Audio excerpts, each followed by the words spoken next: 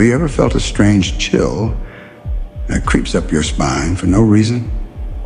That uneasy silence before something terrifying shows its face. I felt it the second I stepped into that building. But I didn't know it yet. Something was already watching me. This is based on a true story from Dr. Waleed Basyouni, Vice President of Al-Maghrib Institute. One that may shake you to your core. But if you stay with it until the end, by the grace of Allah, it just might strengthen your faith like never before. Bismillaahir-Rahmanir-Rahim. We had just arrived in Mecca for an Umrah excursion, together with other 30 college freshmen. Our friendship began in high school. We could not find available apartments at the place where we used to stay during previous Umrah trips. At that time, there was no internet. All the fancy hotels at the clock towers and the high-rise buildings around it did not yet exist. During our search for a place to stay, we were told that there were 2 apartments for rent in an old building in Al-Masfala, not even a mere 10 minutes away from the Haram by foot. We thought that was strange because it was spring break and apartments would not typically be empty at this time of year at such a convenient location. Following the tip, I went with 2 other brothers and we rented both apartments. Tell you the truth, it was a creepy place, and the owner of the building lived on the 3rd floor. His apartment, where we signed the contract, was dark and eerie. We finished with him quickly, then we gathered our friends and eventually got everyone settled in the 2 second-floor apartments. As was our custom, we divided our large group into smaller ones to go perform our Umrahs. My group finished around Dhikr, and I was walking uphill to where our building was. As I was entering the building, a brother from our larger group ran up to me, coming from the direction of the stairs. He looked confused, scared, and out of breath, worried by the look on his face. I said, "We're only on the 2nd floor. Why are you out of breath? Are you okay? Is everything okay?" "Yes, I'm okay, but how did he know?" Who knew what?" I questioned with a face full of surprise and wonder. He replied, "Sami." "What did he know?" "That you are here," I said. "What is going on? I don't understand." He said, "Waleed, Sami is not feeling well. We came back from the Umrah, and we found him either sleeping or passed out by the apartment door. We opened the door, he entered one of the rooms and just crashed on the ground.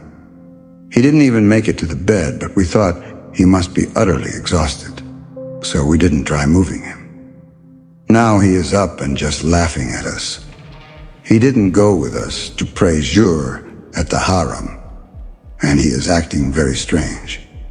To top it all, just now, while lying upstairs in the room with no windows, he said to us, 'Here he comes. Don't let him enter this apartment. Let him go to the other one, or I will kill him or hurt him.' We asked him, 'Who?' And he responded, 'Waleed. He is in the street and coming up now. I came down to see if it was true, and here you are.' I said, 'Bismillah. May Allah protect us from all evils. Did you guys do Ruqyah on him?' 'We did,' he replied, 'but not much.' I was not sure if this was one of Sami's jokes, or if he was truly going through something serious that we had to deal with quickly. The moment I walked into the apartment, Sami lunged at me with full force. With the help of 5 brothers, we managed to hold him down. I started reciting the Quran, Al-Fatiha, Ayat al-Kursi, and the last 2 surahs, until Sami lost his consciousness. I kept reciting more and more Quran and adhkar from the Sunnah. Then from the silence came a voice none of us had ever heard before. A strange, deep, lifeless voice, unknown to me or the rest of my friends, emanating from Sami, began saying, "I told you not to let him come here. I will either kill him or kill Sami." I said, "No one will be killed here today. If someone has to be killed, "It will be you, stranger. Are you from the jinn? Are you harming our brother?" The strange voice then said, "We did not harm him. He was the one who did harm to us. He sat at the doorstep without saying Bismillah, and one of us was hurt badly. This is our apartment." I said, "That makes no sense. You all see us, but we do not see you. If you saw that he was about to sit down, you all should have moved away. As for the apartment, it belongs to the man upstairs, and we rented it from him with a valid contract. If you have a problem with that, take it upstairs, not on our brother." He replied, "If he had only said Bismillah before sitting, none of us would have been hurt." "I can tell that you are a Muslim," I retorted, "and you sound like someone who is learned at that. As you might know, saying Bismillah is a recommended act. But what you are doing now is absolutely haram." Then the voice disappeared. But what followed was even more unsettling. Anytime my friends recited Quran, Sami or whatever was speaking through him would laugh, loudly, mockingly. But when I entered the room and began to recite, he would grow angry. He'd scream. He'd toss and turn, trying to fall asleep, doing anything he could to avoid hearing the Quran. We continued the Ruqyah.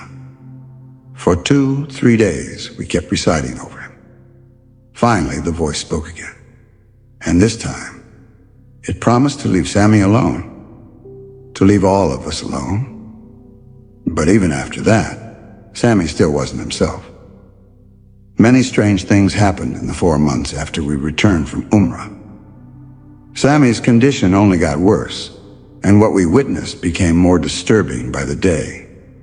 Whenever we were with him, multiple voices, clearly not his, would speak from within him. They spoke of things we knew Sami had never seen, in languages he didn't understand and had never studied. Then one day, something terrifying happened. Sami drove past a group of my friends. Suddenly he pulled out a machine gun and opened fire in the direction of one of the brothers, who regularly recites the Quran over him. What followed in the months after that was even more disturbing, but for now, let me take you to the final, most unforgettable episode. We took him to the home of one of our teachers. Our teacher's brother was a psychiatrist who had graduated from the United Kingdom and was curious to attend a Ruqyah session on someone said to be possessed by jinn. He wanted to examine the case to see if it could be explained scientifically or if it was indeed a supernatural phenomenon. As his video camera recorded the session, we all experienced it again. That same unmistakably non-human voice, speaking through Sami. We began asking it questions, things Sami would have absolutely no way of knowing, and yet the voice responded, clearly. To test further, I offered Sami 2 cups of water. Both looked identical, but in only one, I had quietly recited verses from the Quran. Without hesitation, Sami reached for the one without Quran. And the voice, boasting, said, "I will not allow him to drink water that contains Quran." That voice, like the others we had heard, never liked me or my recitation. But it loved my friend's recitation. It told him, whenever you recite the Quran, the jinn gather to listen, both the believers and the disbelievers. Then it asked him a chilling question. "Would you ever give yourself up to us?" We had no idea what that even meant. But the answer was a firm, immediate no. At that point, I had heard enough. I sternly addressed the voice, commanding it to leave Sami and never return. I forbade it from harming him or any of my friends, and I demanded an end to this destructive presence. After my directives, Sami slowly regained consciousness. and asked for some fresh air. A friend and I supported him, one on each side, and as we walked him toward the door leading to the backyard, suddenly I felt it. A sharp swoosh, like a whip slicing through the air right past me. And in that same instant, I saw Sami violently flung into the air, screaming. I heard the snap of something striking him. When he landed, he was 5 to 7 feet away, crashing to the ground. I ran to him in shock. And when I looked at his back, fresh whip marks, fresh blood. Marks that had not been there just moments earlier. A'udhu billahi minash shaitanir rajim.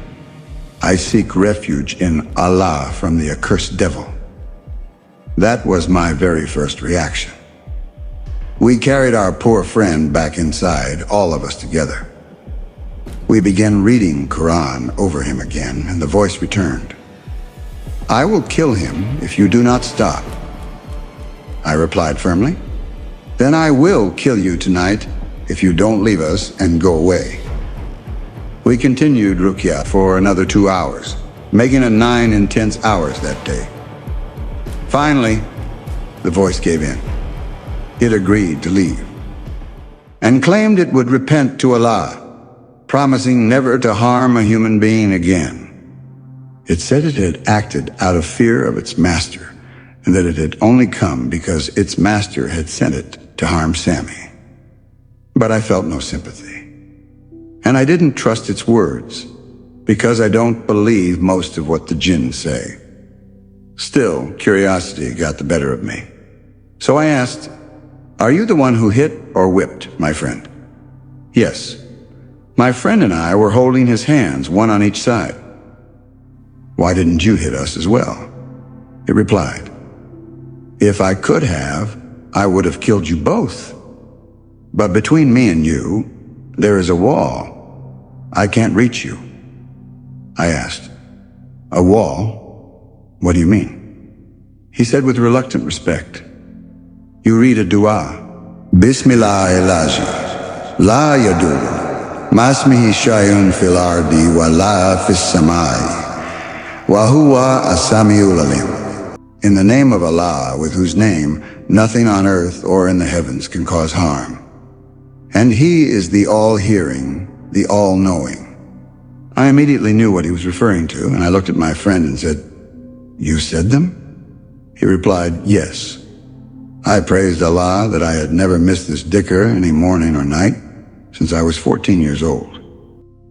What protected us wasn't strength. It wasn't knowledge. It was something every Muslim has access to, the remembrance of Allah. Every time I remember this story or share it with someone, I say, Bismillaahil-ladhi, la yadurru, shay'un fil-ardhi wa fis-samaai, huwa As-Samee'ul Aleem.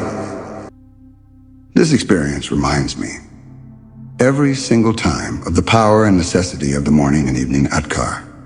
Ibn Kathir once said, if there is nothing else, a Muslim benefits from adhkar except protection from shayateen.